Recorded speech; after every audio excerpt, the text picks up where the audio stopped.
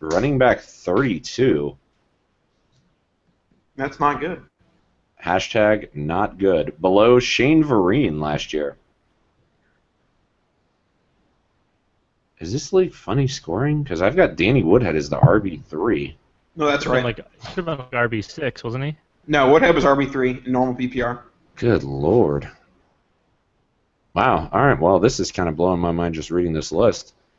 Makes me give a lot of respect to Jake Rickrode, who was telling us all about PPR running backs, because that's all that's at the top there, and Adrian Peterson. Okay, Latavius finishes like RB11 or some shit, so he doesn't catch passes worth the lick. That's true, but that's RB11. Who cares? Everybody at the top catches passes, except for Adrian Peterson. All right, let's do this thing. I'm sorry. What is the game? Oh. Devi or Not, Key and Peele edition. And Drunk or Not. Drunk or Not. I'm so excited about Key and Peele edition. All right, I'm sorry. It is Drunk or Not. Key and Peele. Devi or Not. Okay, cool. And then you've got your Drunk or Not selections, Nathan? Yep. Awesome. Okay, cool. And I haven't looked at those, so this should be Yep, interesting. I just scrolled down, saw there was something there, and I have no interest in finding out what that is. All right, cool. We're broadcasting, so let's do this thing. Hey, everyone, welcome back to another edition of the Dynasty Tradecast. I'm joined by my two faithful hosts, Nathan and Dan. Nathan, how do you do? I do well. I don't know why I singled you out to ask you how you're doing. Let's move along before we ask Dan how he's doing. That's all right. I'm doing terrible anyways. Yeah, no, he's been having computer issues the whole time. So if he's inaudible the whole time, then it is what it is. So we've spent another week on the planet, and we are here to talk about two additional players. We're going to be talking first about Mr. China Food himself, Eddie Lacy. And secondly, and I just used up our one reference to that, by the way, guys. And we'll be talking about Devin Funchess after that. So first, I guess let's kick over to Eddie Lacy. Lacy was kind of fell off the face of the earth last year, was infuriating for owners as James Starks was getting starts over him when he was seemingly healthy, or when all the blurbs on RotoWorld seemed to indicate so. Little did we know he was piling on pounds, or maybe we did know and we just didn't want to believe it. So this offseason, he met up with Tony Horton, who is the guy who put together P90X. P90X, I've actually done it. It's pretty awesome. It's like CrossFit Light, I guess, is what I would put it in, without actual weights. But it is a pretty intense workout, heavy in plyo and cardio. So it's kind of designed for you getting cut and losing a whole bunch of that, Chinese food weight that clearly he picked up. So I guess I'll kick over to Dan first, since I neglected him in the beginning. Is he helping out? Is all of this him losing weight talk helping his value out, like it seems to be for his startup value? Yeah, it's definitely helping. I think last year was kind of an aberration. He wasn't healthy. He was packing on the pounds because he probably couldn't do a whole lot. It was clear that he wasn't right. And I mean, we're talking about a former first-round startup player, and now he's being drafted in late third, early fourth, and I think that's a little bit crazy. Yeah, there's definitely a time where him and Trent. I remember Jeff Miller in it must have been 3-4 years ago now, ragging on me for not picking Trent Richardson and picking Arian Foster over him. So similarly, Eddie kind of had that same fall, not quite as steep, but definitely fell. He was definitely early first round at a certain point in Dynasty, and especially in redraft conversation. So Nathan, are you buying into the same hype that Dan is? Yeah, I think it's interesting with Eddie Lacy, and I think that what people overlook is that he wasn't actually that bad of a runner last year. He had the same yards per carry as he did in his rookie season at 4.1. His main thing that went down was his usage in the running game and in the passing game. And you could say, okay, well, that's just because he wasn't that good and the Packers stopped using him. But I think it's also just, a part of the fact of, they were worried about the weight thing and they were having some success with James Starks. But another thing that kind of gets overlooked is the fact that the Packers' offense, and we've talked about this before on this podcast, was bad last year. And it wasn't just because of Jordy Nelson being out. It was, a combination of Aaron Rodgers not playing as well and Eddie Lacy not playing as well as he did in his sophomore season. But I think that his downfall as a runner is being a bit overreacted to, and we should look more at his touchdowns and his points in the receiving game. And I think that with his lost weight this past offseason, that he will be more involved in the red zone and he'll be more involved in the passing game to the point where he was involved in 2013 and 2014. Yeah, I mean, it did seem like Starks ended up getting the bell cow carries in that offense for a while, and I guess Eddie kind of towards the end of the year, if I recall correctly, and I don't have his game log in front of me, started getting the touches back, but it seemed like he legitimately that Mike McCarthy lost faith in Eddie Lacy, and almost like in the same way that the Colts lost faith in another Alabama running back, Trent Richardson. But it's almost like that same idea where like you're kind of sitting at home wondering, okay, what happened here? It's at least concerning to me that maybe the Packers are not going to keep him around and are going to move on from him, and then he's going to move to a more uncertain situation. Is that, Dan, I guess, is that something that concerns you? Is his free agency coming up this next year? I wouldn't say it's a major concern, but you got to have that in your mind. I mean, he's coming off a bad deal. He was really not great, and I like to think. Oh, what was that? He's jacking it with a chain on.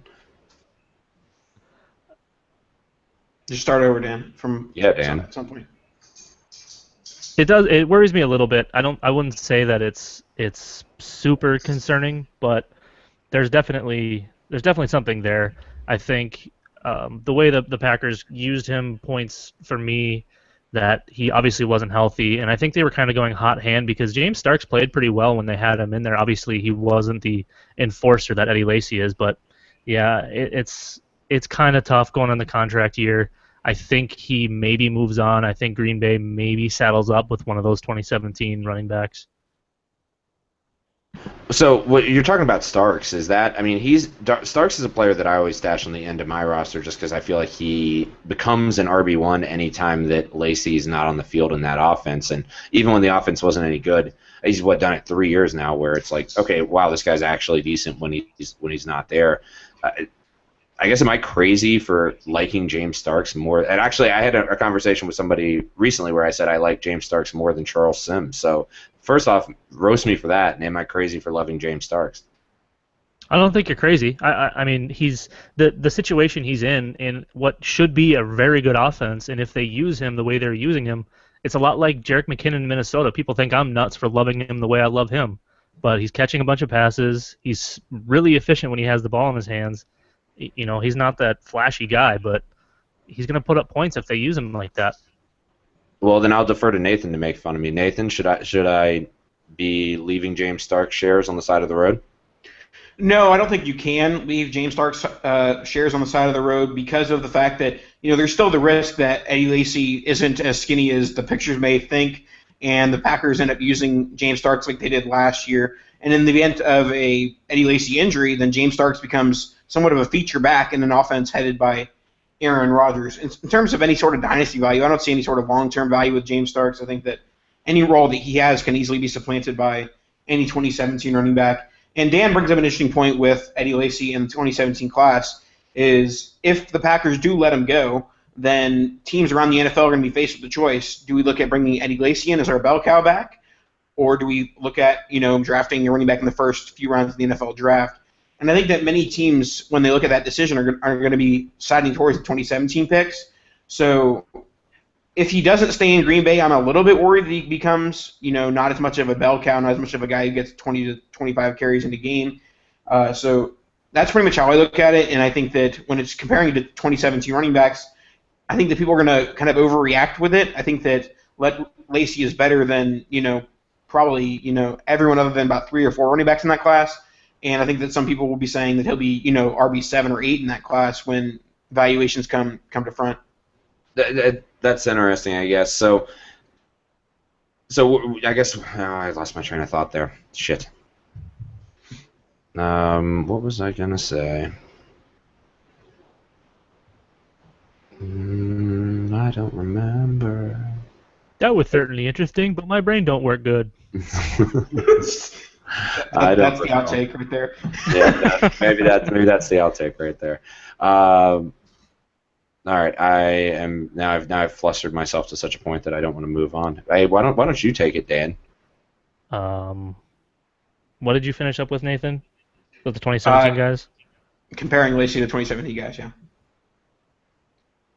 Yeah, I think that's about right. I think putting him RB 345 in the 2017 class, that makes sense. And I think you're absolutely right when people will have to make that decision. And I think they'll lean 2017 running back because you don't have the wear and tear, you don't have to worry about the health issues, and you've got a fresh body that you can just kind of, and a fresh mind that you can just mold the way you want to. I think that makes a lot of sense. Absolutely. So I guess let's wrap this up by saying what we view Eddie Lacy's value in trade value as. For me, he's probably still the number two or running back rather off the board this year. I don't like anybody, and Nathan might crucify me for saying this, but I don't think Derrick Henry has more value than Eddie Lacy. So I think he's pretty clearly right around the 102, and his value to me has climbed a whole ton. And anybody who sold him for like a late second round pick at the low of him not starting is probably regretting it a ton. So I guess Dan, where are you valuing him as far as rookie picks go this year? Anything that isn't 101, I'm buying Eddie Lacy. How close to the 101 is Lacy for you? Not close. Zeke was that what if he goes to Dallas, he's way ahead of everything. So I think he's kind of in my what we talked about last week with DGB, where I think he's pretty good ahead of 102, but nowhere near 101. Let's play a fun game, and I guess I'll kick it between the two of you guys. Would you rather have David Johnson over Eddie Lacy? Yes. Yeah, Give me Lacy. easily. Okay. Oh, I'd sorry, go ahead. I'd rather have Johnson easily. Okay, no, I mean, and I think that's pretty standard. What about Devontae Freeman? Freeman. Lacy. Really? Okay, so that's kind of where do you have him on that list there, Nathan? Are you, I guess, where are you bring the tide to Lacy? Is he your RB7 overall, RB8 overall? Where is he? Yeah, I'd have him around like RB6, RB7. He's pretty much like tied with Doug Martin for me, and I'd have him those guys after the David Johnson, Devonta Freeman, Lamar Miller tier. So that's pretty much where I have it, where I think that Devonta Freeman, Lamar Miller, and David Johnson are all clearly ahead of the Martin, Lacy guys. But also I think that, if you're not looking at going early running back, which most people aren't, if you're looking to get an RB1 type upside, going Martin or Lacy in the 5th or 6th round is definitely a solid move to make if you can make it. Completely agree. So I actually just did a startup where I stole Lacy off the board. So in an auction draft that Dan is really bad at. We can talk about that another day, though. So let's pivot to our next guy. We're going to be talking about Devin Funchess now. This is a player who was drafted. I don't have it in front of me where he was drafted. I'm looking at our notes. Anybody know what round he went in? Was this the second? 41st overall pick. Okay, so he went mid-second to Carolina. He was a tight end convert in his junior year at Michigan. For me, he's the kind of guy that he's actually the Will Fuller of this past draft class for me. He's a guy that I made a point of after watching tape that I would never have him on any of my rosters, and I still feel that way even with the hype that's happening right now. But he was going mid-early second round last year in the rookie drafts, and this year he's kind of catapulting up to, 108, 109 from what I'm seeing, maybe even a little bit earlier. The hype train's kind of starting for him ahead of camp. So I guess I'll kick over to Nathan first. I know you kind of like Funchess. Where are you valuing him, and is 109 or 108 crazy for where I guess he's going right now? Yeah, he went around the 202, 203 range in 2015 rookie drafts, and I honestly don't think the 109 range is and I honestly don't think that the 109 range is crazy for Funchess, simply because this class is such a mess after the first 4 picks. So I mean, I honestly wouldn't be too surprised if I saw 106 go for Funchess. I wouldn't really have much of a problem with it.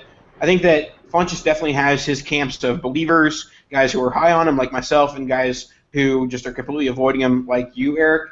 So he definitely attracts a variety of opinions. for me, when I look at Funchess, first thing, a lot of people talk about how bad the tape looked at Michigan, and the first thing I talk about is, well, his quarterbacks, Denard Robinson and Devin Gardner, they didn't leave college football as quarterbacks. So that's a pretty clear indication that they are not good at throwing the football. And a lot of the major, workout numbers and also production numbers look in the favor of Funchess. He broke out at 19.3 years old, 83rd percentile, 86th percentile speed score, 78th percentile burst score, and a 79th percentile catch radius. All these things point to him being a very good athlete, and in an offense with Cam Newton, where that offense is going to put up points, especially. But you're talking about the offense. Doesn't it concern you that he didn't do anything last year with all the opportunity in the world with the Kelvin Benjamin injury? It honestly doesn't, because he entered the NFL as a 21-year-old a month after he got drafted. Most of those guys are extremely raw. The guys that, like a Mike Evans or Amari Cooper, who, light the world on fire at the age of 21 years old, those guys are extremely rare. And I saw Funchess as a guy who converted from tight end to wide receiver as a raw prospect. And the fact that he didn't get on the field is more to do with, coaching staffs, they fear, a guy getting embarrassed and, confidence going down and things of that nature. And they don't want to, send him out to the wolves like that.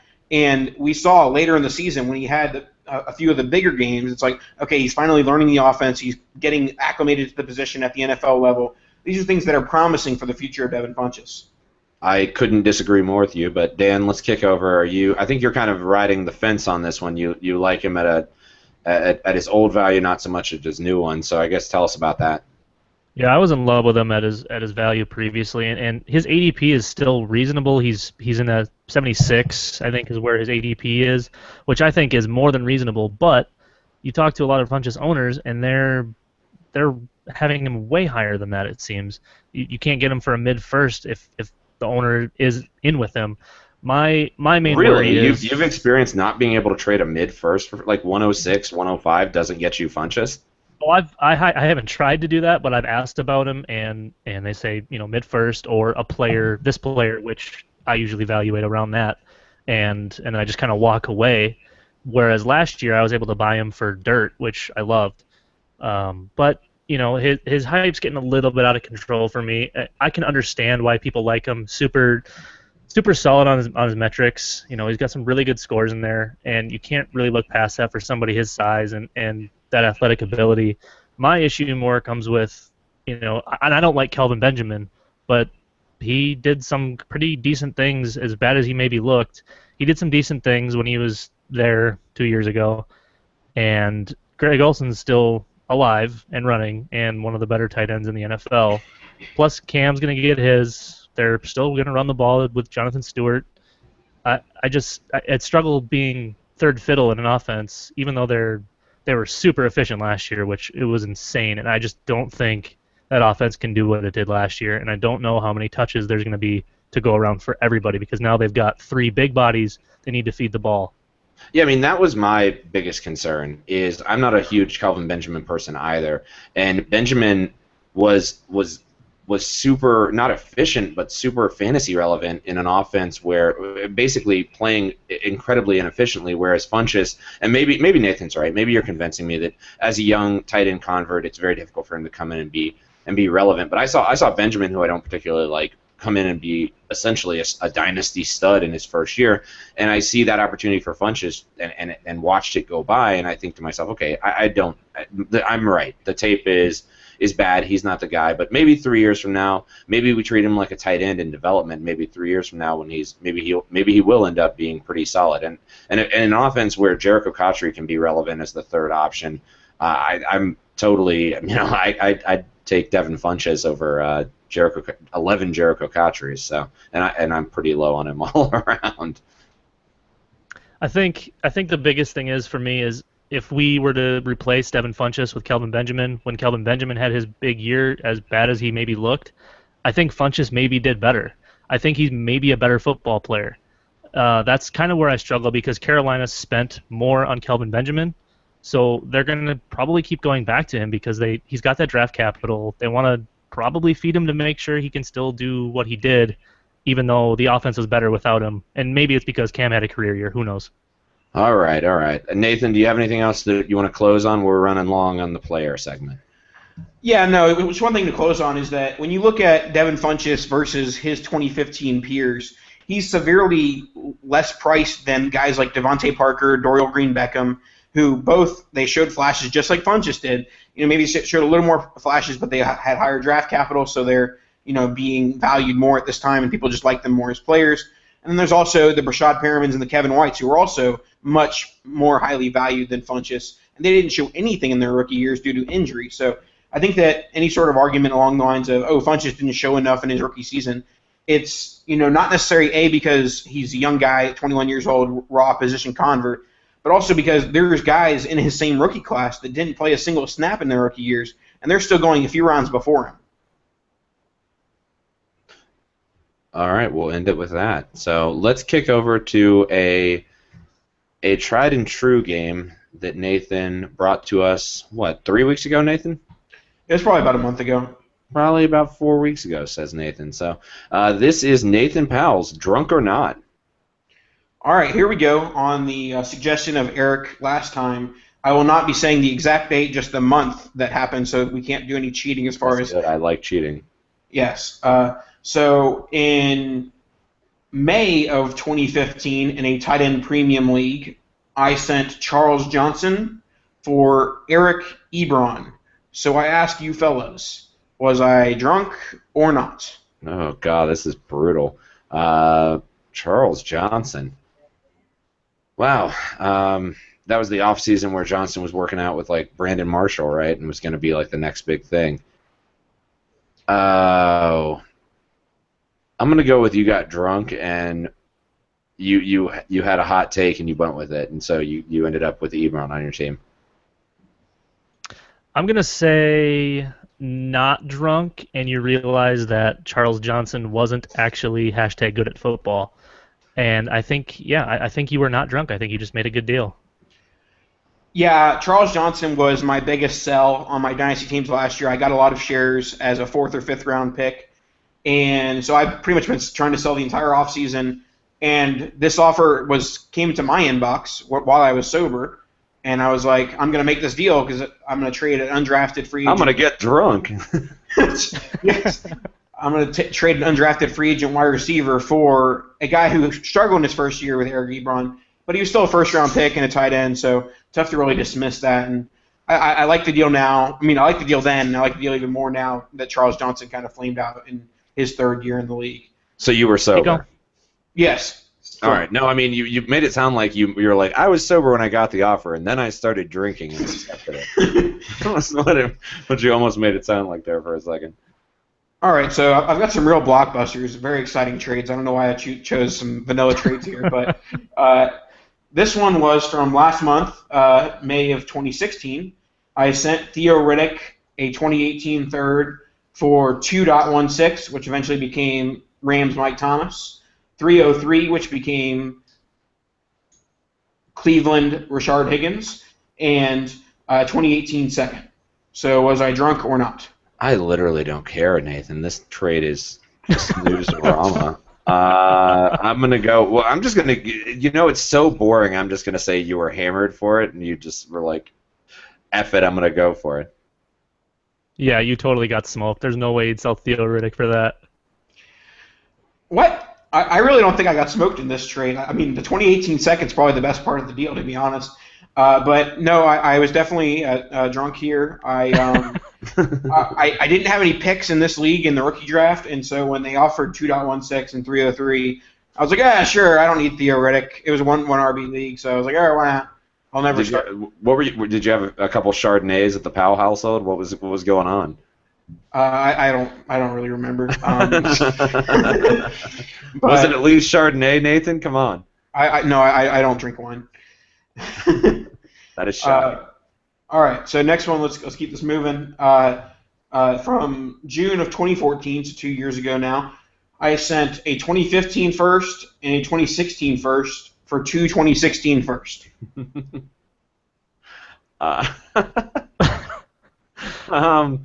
Why? I'll go with. I mean, this is just a shot in the dark. I'll just say drunk. Why not? I'm going to say not drunk, because Nathan's a Devi guy and he realized what was coming. So I'm gonna say not drunk, and this was fully planned. All right. Well, like what happened with the third answer of the first edition of Drunk or Come Not on, Drunk, you're gonna do this to us again? the answer was hungover because the previous day, not even when I was drunk, I put up on like the message board. I was like, I'm confident in my team. I want to trade my picks for someone else's picks, like straight up, just to pretty much betting on my team being better than someone else's team. And when I woke up, I got the offer, and I thought it was a 2015 first and a 2016 first for a 2015 first and a 2016 first. So I accepted, and then I saw the email. I was like, oh crap. That's what If you're in leagues with Nathan Powell, send him offers on Saturday morning. He'll accidentally squint at his phone the wrong way and you'll get a deal. Yeah, Oh, that's pretty good. And I don't know why I didn't just say, hey bro, I accidentally didn't see it, but I just said, all right, live and let live. Because you're a prideful, hungover Nathan Powell, and you would never do that. You take your licks. All right, let's get to the next game. All right, do you want to do? Let's see this. Do you want to go? Do you want to do a talk about the league in the middle and Scott Fish, or do you want to go to the game and then do that? Well, I say we do that in the middle and then end on the game. Sure. Okay, so which league, the Scott League or my league? Or Dan's league? Dan's the commissioner. I don't know why I'm doing. No, I'm not going to talk. Well, I'll mention the Scott League, and then I'll kick over to you, Nathan, so you can give the rest of the people who are getting into the listener league. All right. All right, well, that was a ton of fun. So one thing that I did want to touch on before we moved on to announcing the rest of the listeners in the Listener League is we are privy to a Scott Fish Bowl spot that we're giving away on the podcast. And the way you get into that is by donating to Fantasy Cares. It's a Toys for Tots. If you provide us with a proof of donation that you gave money, and then you will be entered into the raffle for that league. We received a lot of generosity based off of our last pod. I think we raised over $150, which is awesome. So you guys are incredible. And like I said, if you don't win, you've already won by giving toys to kids on Christmas when they really need it. So without further ado, let's go ahead and kick over to Nathan, and he can give the remainder of the 5 players who are getting to join our listener league. Nathan. All right, so we have the first 7 members: Nathan, Dan, Eric, Pantera Hates iTunes, Cody Dunham, Ian Rhodes, WDIV, and Coach J-Lo. All of our guys. Has everybody announced that? Has everybody reached out to you and claimed their spot, Nathan? Everyone has tweeted saying that they listened to the Dynasty Tradecast and that they knew that they got the spot, so that's good for them. Bravo. They listened to the podcast. Thanks for listening to us every week. And so our last 5 spots are going to go to number 8 goes to our good friend Waz. He wrote a very touching iTunes review. You can check out iTunes for the full review. It was very nice about how we're so much better than everybody else, and stroked our egos a little bit. Which we are. Yeah.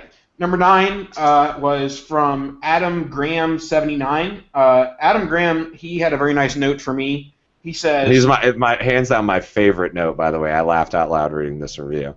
He said, "Nate Powell has somehow gone from annoying guy on Twitter to one of the must-hear voices in Dynasty podcasting." Such a stretch. That's such a reach. Yeah, I mean, not the being annoying guy on Twitter part. It's mostly the being the must-hear. And is it just because the plethora of things that you're on, Nathan? Yeah, I mean, I guess that because I'm on so many podcasts and I have 2 of my own, that I'm just must-hear. Everyone wants to hear my hashtag takes. All right, let's wrap this up with the last 3. Number 10 is Kevin Zidluku. I apologize because I definitely butchered that. Number 11, the winner from the Photoshop portion of the contest where people Photoshopped my head onto stuff. I'm pretty sure that Pat has 2 jobs in life. One of them is his job where he supports his income, and the other is Photoshopping my head onto stuff. He has Photoshopped some spectacular images, like my face on Donald Trump to make Dynasty great again, and my face onto Hillary Clinton as Powerly Clinton. Hillary Clinton. Yeah, there we go. Hillary Clinton. And to wrap it up, number 12, our last spot in the league, will go to Rocket Dave, ROCKITDAVE. All right, you guys heard it from the Nathan Powell himself. If you make fun of Nathan Powell in our review, apparently you'll get introduced into the listener league. So, yeah, if you guys heard your name called, reach out to us and we'll get you a spot in the league. And we look forward to kicking that one off. All right, so with that being said, we have a surprise second game. We're going to be playing Devi or Not. This is a game we played previously. For those of you that might not have paid attention to Devi or Not previously, I am actually terrible at Devi. Actually, I'm probably terrible at it too, but I don't know any Devi players. I'm in one Devi league, and this is going to be my first year, and I guarantee I'm dead money in that league. So I'll kick over to Dan, who's kind of a Devi aficionado, to play Devi or Not with us. And this is a special edition. Devi or Not, here we come. Key and Peele. All right, guys, this is going to be fun. Let's start with Donnell Pumphrey, running back, San Diego State. Eric, Devi or Not? Wait, so I get a school too? Oh, no. I'm giving positions and schools, baby. Okay, what is his name? Donnell Pumphrey, running back, San Diego State. Pumphrey? Pumphrey. I'm going to go with Key and Peele on that one. I think that's something a comedian would make up. All right, for those of us who are not Key and Peele aficionados, can you just give a brief description, Dan, of what the connection with Key and Peele is here? Yeah, because Nathan's the only one that's never seen East West from Key and Peele, I'm pretty sure. So every bowl season and during the Super Bowl as well, they've done one. Key and Peele, which is a show on Comedy Central, very popular if you haven't seen it. It's very funny. They do a miniature segment where they virtually just make up crazy player names and schools and positions and things like that. And they do a little segment of starting lineups, which is really, really fun. So, one of the most popular ones is Hingle McCringleberry. Most people know that one. But yeah, if you haven't seen it, I'll do a plug for Key and Peele. Hopefully they hear this. Yeah. No, I know they listen to the pod and they need the plug for sure. Okay, so Eric said Key and Peele. No, I'm going Key and Peele. That's fun. It's one of the lighter ones, but I'm going with it. All right, yeah, Nathan. I'm going Key and Peele. No one's actually named Pumphrey. Pumphrey. Donnell Pumphrey is actually a running back from San Diego State. That is a Devi.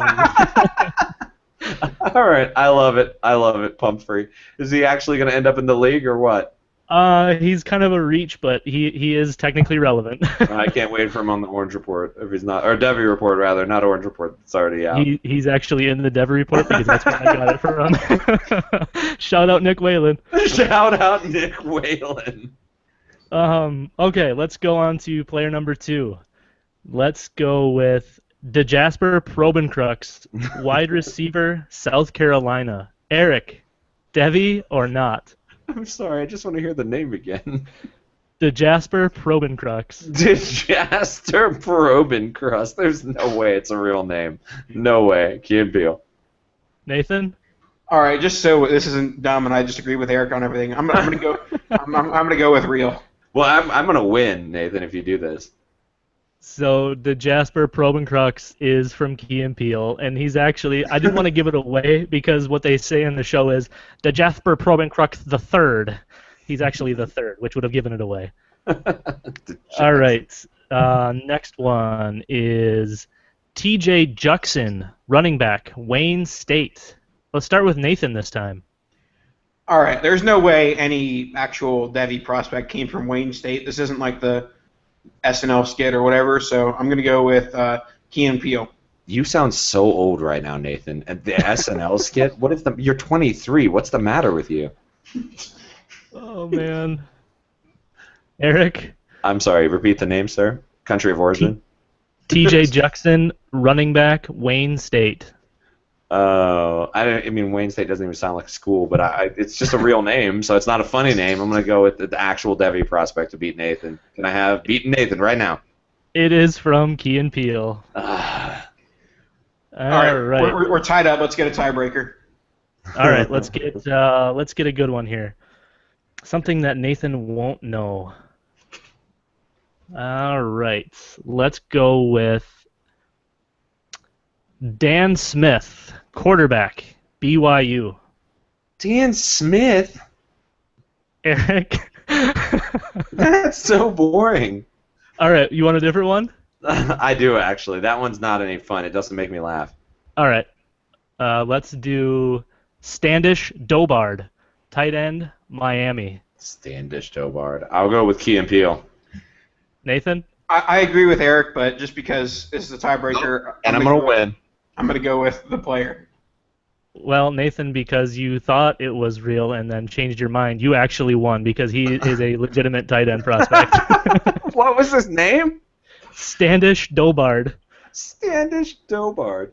Well, that is outrageous. How do you spell his first name? Standish? It literally is spelled the exact way you would think it is. Standish Dobard. That's completely ludicrous. So I win. No, congrats. You didn't roll over like Dan in the draft I'm doing right now, so that's good. Shout out to Patrick for putting us both in a league where I can tear Dan apart finally. I already said I'm going to dump all my good players and drop out of the league, so it doesn't really matter. Well, make sure you donate them. I'm not sure we have a whole lot left. I always to end the show by asking Nathan if he has anything smart to tell us. So, Nathan, do you have anything that you want to tell us? Just make sure to tune into this week's Dynasty One Hitter. We have our first international guest, our good Frederick from the Seinfeld Dynasty League, live from Norway. From Norway, he stayed up till 3 a.m. to make that happen for us. So we obviously appreciate that, and it won't be out by the time this comes out, but we've already recorded it, so it's in the future, man. So with that being said, we appreciate you guys listening to the Dynasty Tradecast, and we'll catch up with you guys next week. Pajamas. That was fun. I enjoyed the Key and Peele episode. No, that one's going to stretch out to like 35 minutes at least. Yeah. People were complaining how short our podcast is. Oh, well, F off. Like, the entire show is designed to be that short, so that's their only complaint. That's what makes it stand out, IMO. Yeah, no, I showed my parents the review about the Twitter thing, and I was explaining how the shorter format was better